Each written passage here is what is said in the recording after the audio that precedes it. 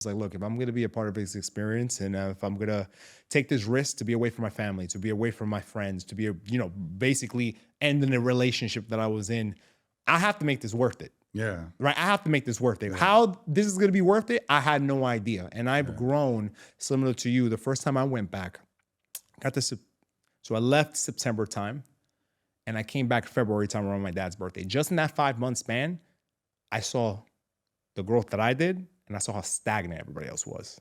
Yeah. And I remember that one of my family members told me, leave because now you're going to be able to see everything from a 30-foot, 1,000-foot perspective. Yeah. And my clarity for everything got so much clearer because I was able to see everything from afar. When you're in the actual fire, you don't actually realize what's going on around you. Homies telling you certain things. Your perspective's not expanding. Yeah. Yeah. Your mind's not expanding because you're around the same people over and over and over again, right? So it's sort of like, I'm not saying that can't happen abroad, but you're less likely for that to happen because you by nature are going to find someone who's different. At least someone who's a risk taker to be an expat. By definition, if you're an expat, you're ambitious.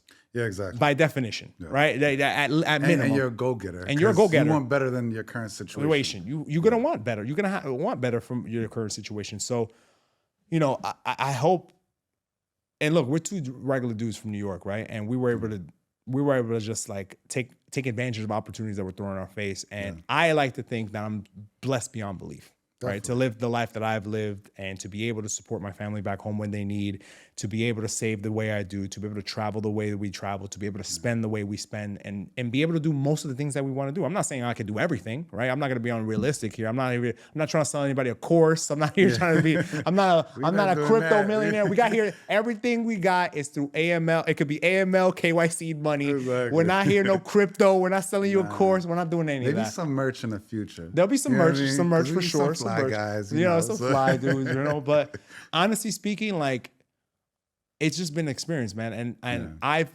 gotten away from trying to plan where I'm going to settle down, if that makes sense. Like, if I had it my way, if I had all the money in the world, I'd go back to New York to spend. If I had all New York, it's like my New York. It's like, no, we're at exactly. Greenwich, we're in Greenwich in the top, some penthouse. You know what I mean? If I had all the money in the world, I think I would just make my New York my playground, and then from there just fly everywhere, right? But I think part of me doesn't want to go back is because when you're on that side of the world, it's so hard to travel this way. Yeah. Right. Yeah. Like, it's so hard to go from that side of the world to this way. Right. And on top of that, life there is just different with PTO. They get less time off. Exactly. Right. So think about it. If you have 20 days off and you got to combine that between your sick leave, your hospital stays, your personal stuff that you got to do. Are you going to go to a place in Asia where you may not have a good time, or are you going to go to Tulum where you guaranteed will have a good time? You're going to go for the guarantee. You gotta get the guarantee. You get a guarantee, right? Yeah. And for us, I mean, we just went to Baku, right, a few months ago, and I'm not gonna say it was a terrible experience. It wasn't what it was definitely a lot better than what I expected. Yeah. Right. Yeah. But it was just something different. Something different and escaping the heat. Escaping the heat. Oh, the heat was so bad here. Yeah. Heat was so bad. We didn't get any escape from in Mykonos, but that was different. But think about that. We were able to just be like, we're gonna go to Azerbaijan for the weekend. Yeah. What? Like, you know what I mean? If you told yourself that 15 years ago, 10 years ago, I wouldn't even know where that place was at. Exactly. And now we know all these little small countries, and and they're all beautiful in their own way. Yeah, exactly. It's just different. So, it's just different, right? Like, that's what I tell people all the time. Why would you go there? And I'm like, because it's different.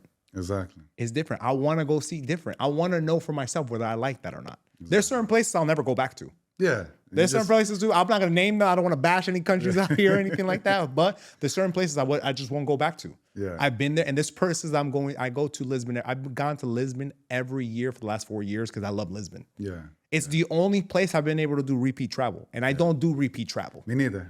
Right. Yes. But it's the only place I'm able to do it. I don't know why. Barcelona and Greece, those are my two.